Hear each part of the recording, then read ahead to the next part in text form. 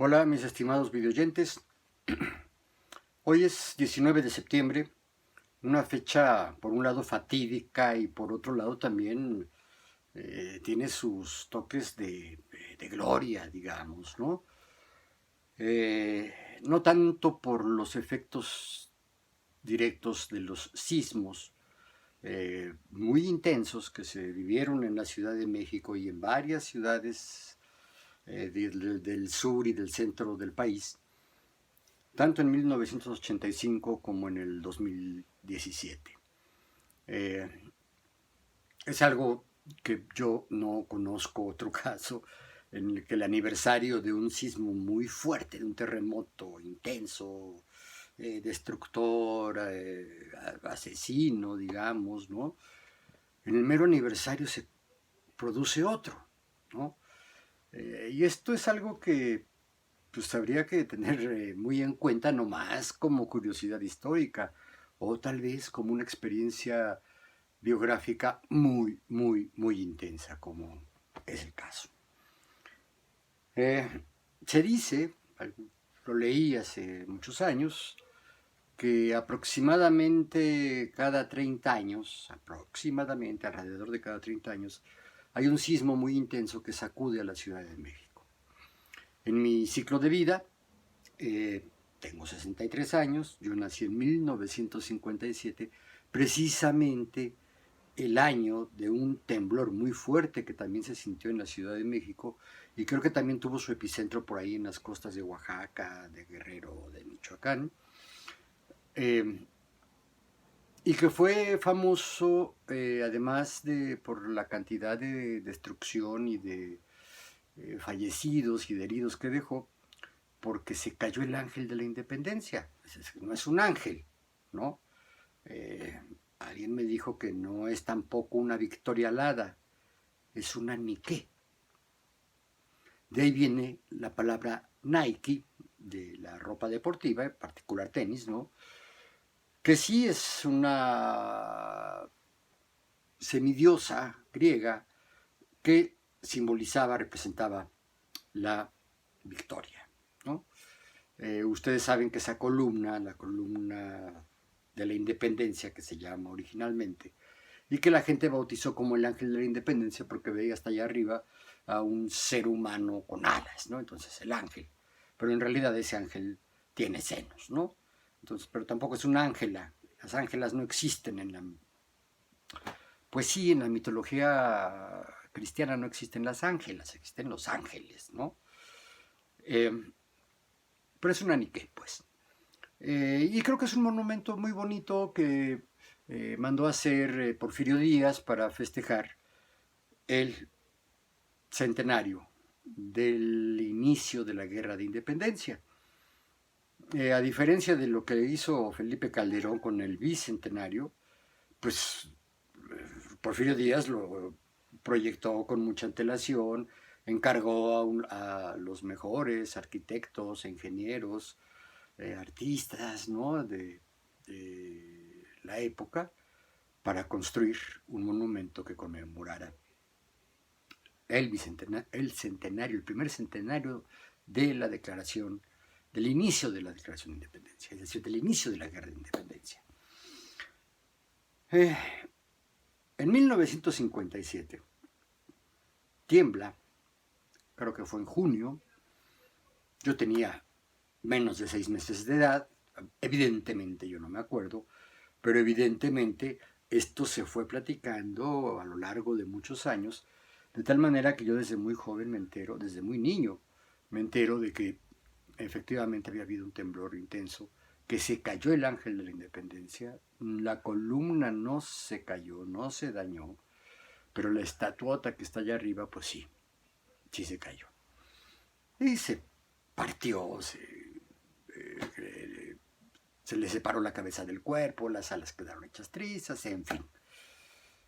Se reparó y ahí está, hasta la fecha, ese hermoso monumento que es la columna de la independencia. No recuerdo, no he querido investigar cuántos muertos hubo, sé que hubo muchos muertos.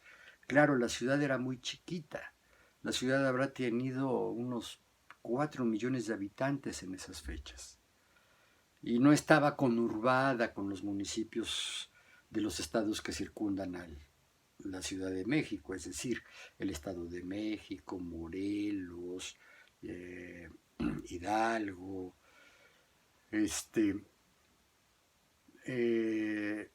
entonces pues sí, era grande, para los tiempos era grande, pero comparada con lo que es hoy, pues era muy chiquitita, ¿no? En fin, ese año se festeja por muchas razones. Aquí en México, pues se conmemora la caída del ángel, ¿no? Y el temblor ya, en realidad, de los muertos y la destrucción, pues poca gente se acuerda, ¿no? Los historiadores, tal vez, ¿no? Arquitectos, qué sé yo. Y del 57 al 85 hay 28 años. 28 años después de ese terremoto vino un terremoto que creo que es el más intenso que se ha vivido en la Ciudad de México. Es el 19 de septiembre de 1985. Ahí sí ya yo estaba casado, recién casado. Mi mujer y yo nos casamos en diciembre del 84 y en septiembre, poco menos de un año después de habernos casado, vivíamos, pues no felizmente, precisamente, en un departamentito en el último piso de un viejo edificio que estaba en la colonia tabacalera y que estaba dañado desde el temblor del 57. El daño era que los peldaños de las escaleras, los tramos de escalera, estaban separados, algunos, unos de otros, aunque estaban bien fijos a la pared, al muro. El caso es que yo salía a trabajar temprano. Esa mañana me acuerdo que tuvimos una discusión, pues ya saben, los asuntos de la adaptación a la vida marital, que no son fáciles, ¿eh? Entonces, discutimos, habíamos hecho el amor y después se nos arrancó una discusión un poco tonta, ¿no? No muy intensa tampoco, hasta que yo dije, bueno, ya me tengo que meter a bañar, ¿no? Entonces voy, me meto a bañar, abro la regadera y digo, ay, me hizo daño este enojo, ¿no? Estoy mareado y grita mi mujer desde la recámara, está temblando. Entonces yo volteo a ver, la puerta no se cerraba del todo, o sea, nunca la cerraba yo cuando me bañaba. Y sí, pues la puerta estaba ton. Entonces ya siento que efectivamente es un temblor, ¿no? Yo ni siquiera me había quitado mi calzoncito para meterme a la regadera, ¿no? Entonces simplemente cierro la regadera, corro al cuarto y el temblor se siente cada vez más intenso, ¿no? Se sentía oscilatorio, es decir, de un lado para otro. Y de pronto empieza a sentirse como en círculo, como que se movía en círculos. Y luego como que se movía en un círculo y brincaba, ¿no? Y empiezan a oírse sonidos estruendosos en la calle. Tan estruendosos que yo imaginaba que eran los muchos anuncios espectaculares que se montan en las azoteas de los edificios que caían a la calle, ¿no? Tardé mucho en darme cuenta de que no fueron los anuncios espectaculares, sino edificios. Cuando se derrumba un edificio por un temblor o por alguna situación similar, es decir, porque se mueve mucho el piso, sus cimientos, etc., se rompe la estructura del edificio. Ustedes deben de saber que la estructura en general está hecha con castillos de concreto, con almas de varillas de acero, ¿no? Losas también de concreto, también con varilla de acero, entonces suelen ser construcciones muy sólidas. Pero cuando se rompe la estructura del edificio, suena como si rompieras una rama, como si rompieras un palo, ¿no? Pero a no sé cuántos decibeles, ¿no? Porque suena durísimo. y luego se oye el crrr, ¿no? La caída de los pedruscos, de los pedazos de construcción, ¿no? Y evidentemente, muy rápido, como eh, las planchas de concreto que dividen los pisos de los techos van cayendo o caen de lado, ¿no? Hacia adelante, hacia atrás, hacia un lado, hacia el otro, o bien se aplastan, ¿no? Una sobre otra. Eh, nos entra el terror porque no, esto no paraba, duró más de 2 minutos ese sismo. Es decir, la sensación de sismo en la Ciudad de México, ¿no? Y se oían esos ruidos, el edificio nuestro crujía, ¿no? Espantosamente, crack, crack, crack. Entonces veo que mi mujer pretende salir y yo recuerdo que las escaleras están dañadas y sabía yo que lo último que te recomiendan usar en un sismo son los elevadores y las escaleras, ¿no? Este, entonces le dije, no, tranquila. Y entonces la tlaqué encima de la cama y me eché encima de ella para impedirle salir. Y un poco también para sentir yo y transmitirle a ella pues cierta protección, cierta idea de, pues hasta de solidaridad amorosa, ¿no? Y fue algo providencial, bueno, horrible pues, ¿no? No providencial, sino como una maldición, como una brujería. De la ventana de nuestra recámara se alcanzaba a ver la parte alta de un hotel, que era muy bonito, un hotel de ladrillo amarillo, un tanto irregular, no era un hotel cuadradito, rectangular, ¿no? Tenía distintas terminaciones y en el copete tenía un gran anuncio, ¿no? Nada más con el logotipo del hotel, era el Hotel El Principado. Yo estoy volteando hacia dentro de la casa, hacia el muro, pues, ¿no? Y mi mujer está volteando hacia afuera. Entonces ella estaba muy nerviosa y le digo, tranquila, tranquila, tranquila. Digo, mira, mientras no se caiga el Principado, no hay problema. Y terminando de decir eso, se oye otro estruendo, ¿no? ¡Crack! Y ¿no?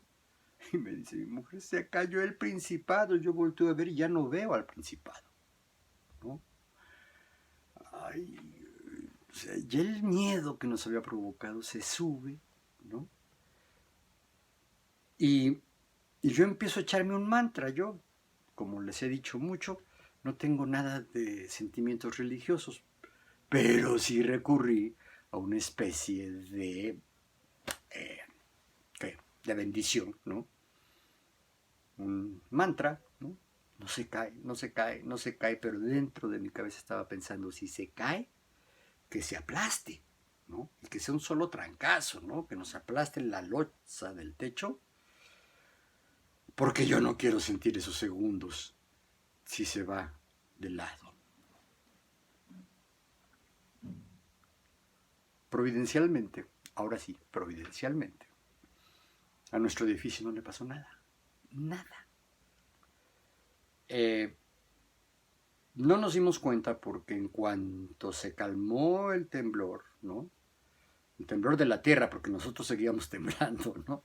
De miedo, del susto. Pues nos vestimos rápidamente, agarramos pues, los documentos que teníamos a la mano, la identificación, la cartera, la bolsa de ella, las llaves del coche y vámonos, ¿no? Y vámonos hacia dónde. Tanto la mamá de ella como mi mamá vivían en casas grandes en Ciudad Satélite. No teníamos teléfono, no había teléfonos celulares todavía, entonces pues agarramos camino rumbo a Ciudad Satélite. La colonia tabacalera es donde está el Monumento a la Revolución. Quienes conozcan la Ciudad de México pues saben que es una gran plaza rodeada de una colonia que se llama la Tabacalera. Y para ir a Ciudad Satélite pues había que atravesar prácticamente toda la colonia y pasar por la Plaza de la Revolución, por el Monumento a la Revolución, donde había viejos edificios del ISSSTE, del Instituto de Seguridad Social para los Trabajadores del Estado, de Servicios y Seguridad Social para los Trabajadores del Estado, un viejo edificio de piedra negra, que era el edificio de pensiones, donde se tramitaba toda la cuestión de las jubilaciones para los empleados federales. del gobierno federal. Y también había instalaciones de la Procuraduría General de la República. A la izquierda estaba un hotel que se llamaba De Carlo. Ese hotel fue terrible verlo porque no se cayó del todo, sino que algunas de las columnas delanteras se habían vencido y entonces los pisos habían caído así como que desde la parte de adelante, uno sobre otro. De tal manera que había varios huéspedes del hotel asomados a los balcones gritando, ¿no? Y pidiendo auxilio. A mí se me cayeron muchas fantasías de mí mismo, muchas falacias, ¿no?, que tenía yo. Porque yo no me detuve, ¿no? Dije, no, yo voy a ver a mi familia y sobre todo, pues, a ver cómo les fue, ¿no? Y si no les había pasado nada, pues que estuvieran tranquilos, ¿no? Porque se había ido la luz en toda la ciudad. Se había cortado toda transmisión televisiva, radiofónica, entonces la ciudad quedó incomunicada, ¿no? Otra cosa que vimos terrible es que el edificio de pensiones, que era un edificio de piedra negra, grandote, bonito también, ¿no?, estaba hecho añicos, ¿no? En el suelo derrumbado, eran pedruscos, ¿no? Ya se veía gente que corría, unos que corrían hacia donde estaban los derrumbes y otros que huían de los derrumbes, ¿no? Y junto a ese edificio estaba el edificio de la Procuraduría General de la República, que creo que ahí estaban unos separos de la Procuraduría, y salían empanizados, ¿no?, los muy odiados agentes judiciales. En aquel entonces yo los odiaba y eran odiados por una gran cantidad de la población, con caras de sustos, ¿no?, asustadísimos, y yo no me aguanté las ganas de abrir mi ventana, chiflarles y burlarme de ellos, ¿no?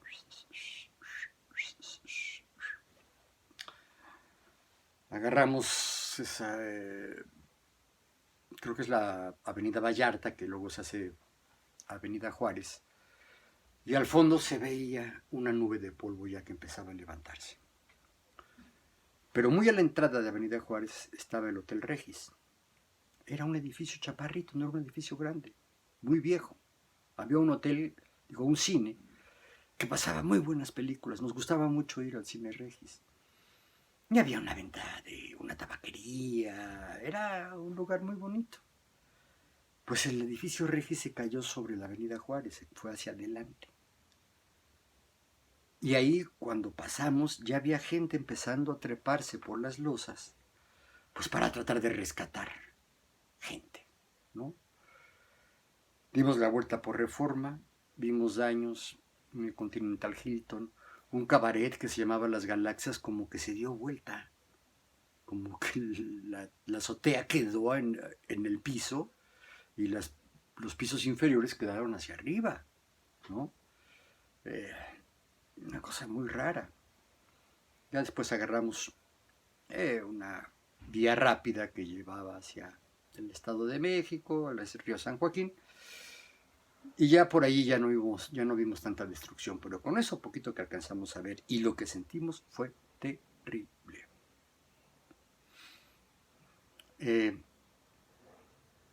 Llegamos, muchos en donde vivían nuestras mamás no habían sentido el temblor, ¿no? Se sintió poco, porque resulta que Ciudad Satélite y bueno, sus colonias aledañas están en una ladera de un monte, ¿no? Y ahí ya hay subsuelo firme, subsuelo de roca. Entonces realmente se sienten poco ahí los temblores, ¿no? Llegamos, también ahí estaba durmiendo uno de mis hermanos que había tenido conflictos con la mujer y que bueno, él es el que nos abre. Dice, oye, ¿qué pasó? Dice, estaba viendo yo la televisión y de repente se fue la señal. Y digo, no, pues quién sabe qué tanta destrucción, estuvo durísimo, fue un temblor fortísimo. Sí, dice, yo sentí algo, dice, pero pues no sabía y no hay manera de saber. Pues ya buscamos a la mamá, ¿no? A mi hermano que todavía estaba sano, el hermano chico que murió después, que murió de cáncer. Mi mamá no sabía, le tuvimos que decir, tembló. Ah, ¿cómo que tembló? Y tembló durísimo, mamá. Entonces ya le platicamos a ellos, ¿no? Pues todo lo que vimos destruido.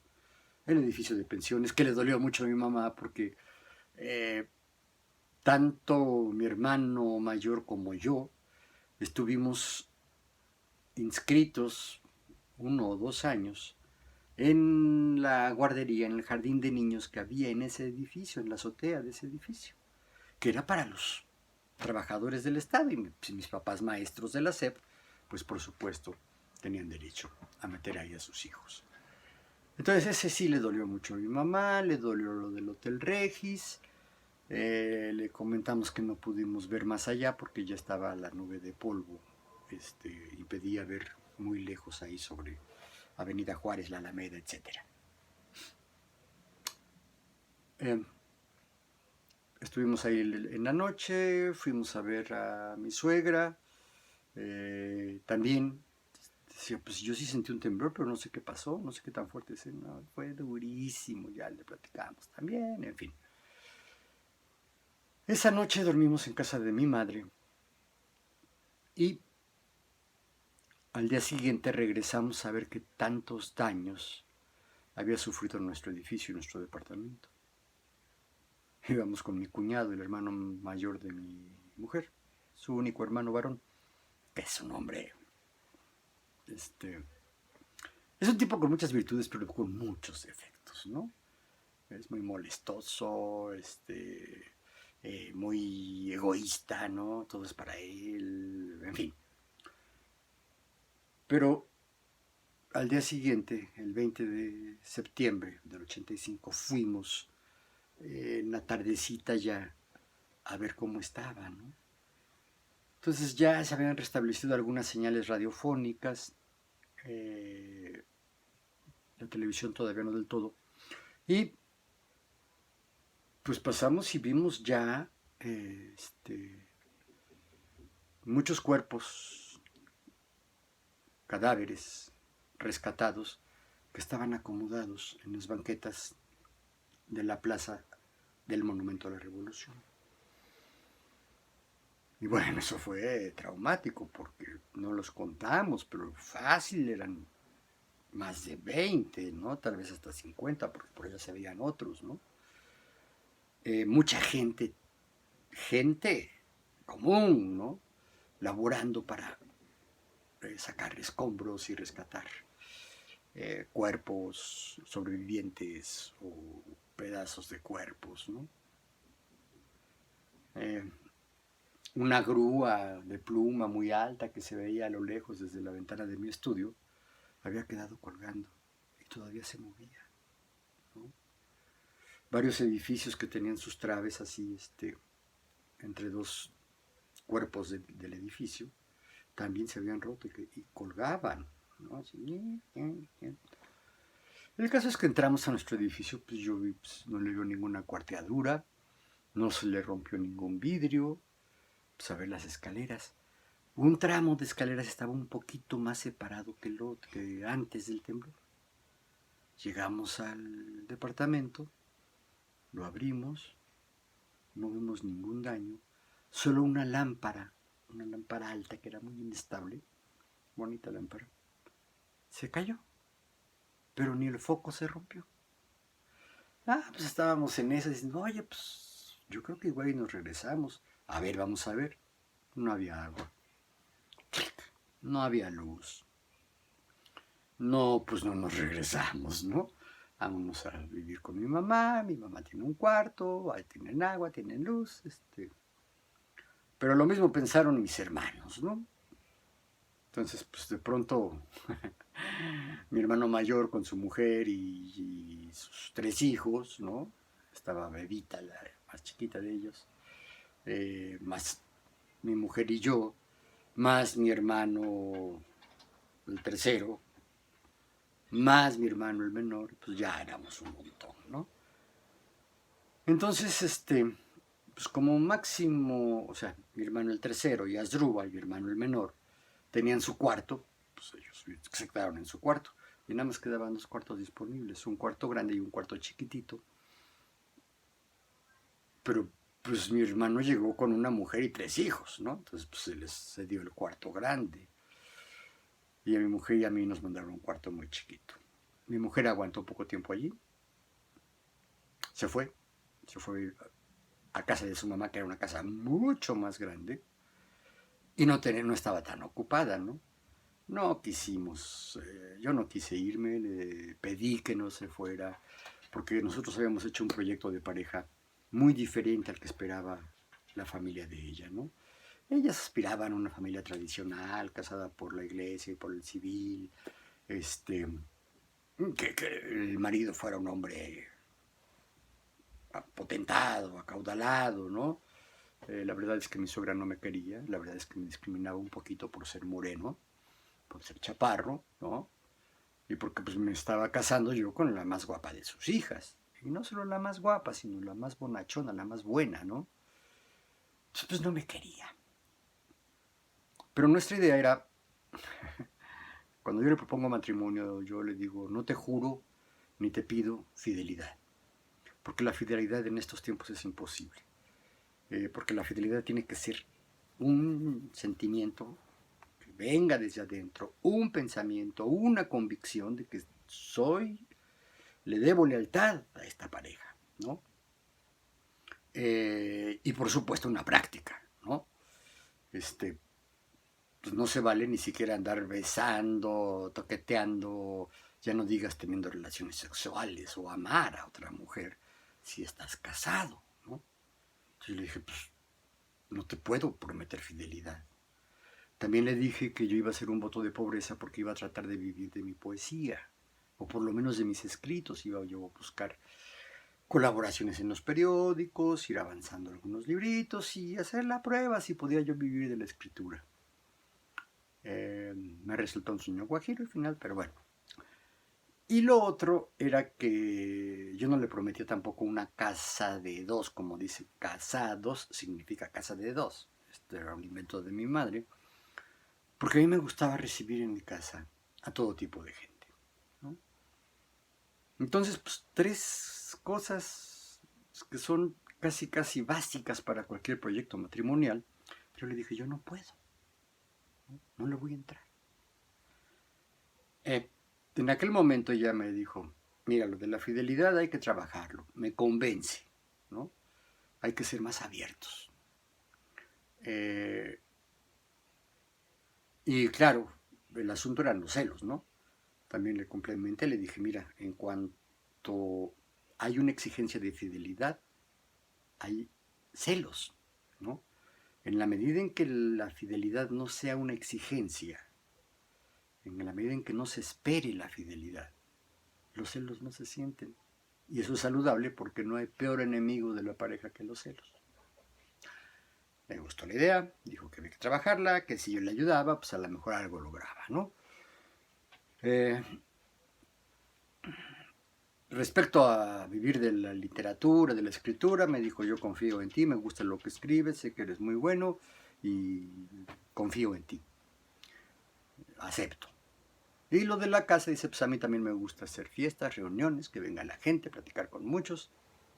Entonces así es como yo no le pedí matrimonio, sino que le expliqué por qué no me podía casar con ella, y ella me desarma los 3 argumentos. Entonces pues, ponle fecha, ¿no? Pero yo sabía que regresando a la casa de su madre, si nos íbamos a vivir los dos, o ella sola, iba a haber regresiones, ¿no? Esto es lógico, o sea, si tú estás recién salido del hogar paterno, del hogar materno, y empiezas a crear tu propia vida diferente a la que viviste con tus padres, a la vida marital que vivieron tus padres, y de pronto regresas a vivir con tus padres, a lo mejor ese proyecto de vida que tú hiciste se altera, se adultera, diría yo, por la influencia de los padres. Pues tienen una enorme influencia sobre ti, viviste, no sé, 17, 18, 20, 25, 28 años, ¿no? Con ellos. Te inculcaron sus valores, sus estilos de ser, su forma de vida, ¿no? Entonces, pues claro, regresas a eso, te lo refresca y tu proyecto personal, pues digamos que ya no es tan personal. Entonces yo no me quería ir, le dije, no te vayas, nuestro proyecto de pareja va a valer. No aguantó la incomodidad, se fue. Luego yo no aguanté la falta de ella, la soledad, y pues le llamo y le digo, oye, ¿y si hay chance de que me vaya yo contigo? Sí, claro. Sí, pues mi suegra tenía, que eran 5 recámaras, un estudio, una sala de juegos, ¿no? Una casa en varios niveles, seminiveles, ¿no? Entonces nos cede la parte de abajo, ¿no? Que era la mejor para nosotros, porque tenía un estudio grande con chimenea. Y a un lado estaba la sala de juegos, que era un salón enorme, entonces pudimos meter todos nuestros muebles en la sala de juegos, armar nuestra alcoba matrimonial, incluyendo mi escritorio, que era un escritorio más o menos grandecito, la cama, los burós, un ropero, ¿no? Y aparte, pues ese espacio tenía un closet. Entonces, pues ahí nos fuimos a vivir como damnificados de lujo. Estuvimos varios meses allí. Y estoy seguro de que allí concebimos a mi hija, ¿no? Y estoy casi seguro que fue un día de mi cumpleaños, el 30 de enero de 1986, porque mi hija nace a principios de octubre de ese año de 86. Y aquel día, para festejar mi cumpleaños, bueno, pues parte del festejo era pues hacer el amor, ¿no?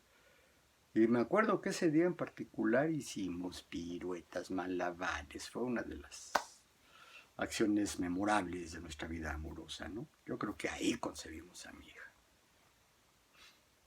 Después me junté con unos compañeros, unos amigos vecinos de donde vivía de soltero, que pues querían también ir a colaborar con las labores de rescate.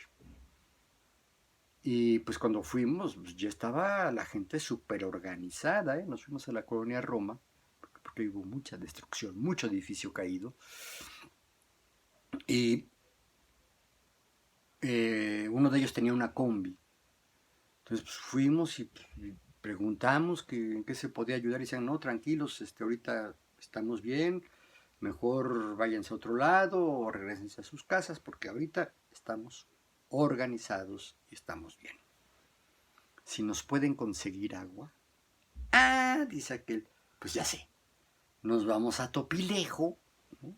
Rumbo a Cuernavaca, donde seguramente no había daños y que él conocía que había arroyos, manantiales, cascaditas. Saca de su casa un tambo, ¿no? Lo monta en la combi que él manejaba y allá vamos.